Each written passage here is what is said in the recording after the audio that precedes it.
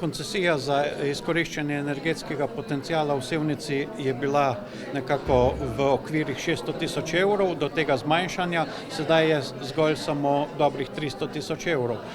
To vpliva na investicijski del proračuna, na številne aktivnosti, ki so povezane s komunalno in ostalo infrastrukturo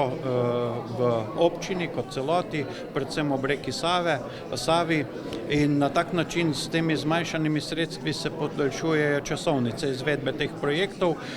zmanjšuje se dinamika izvedbe teh projektov, hkrati pa nekako zgublja smisel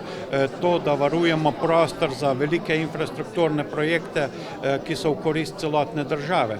Kajti ta koncesija je zagotovo namenjena temu, da določena okolja varujejo prostor za velike infrastrukturne projekte, ne samo na spodnji Savi, tudi na Dravi in na Soči, in tako lokalne skupnosti zagotovo ne bomo imeli pozitivnega odnosa do velikih projektov in nekako umeščanja teh velikih projektov v prostor, če sklenjeni dogovori, sklenjene uredbe, zakonodaja ne drži in to ne vpliva na življenje in delo v občini v finančnem smislu. Občine smo preko skupnosti občin nekako pripravile dokumentacijo in skupnost občin pripravlja dokumentacijo, da jo vloži kot skupnost vseh občin, ki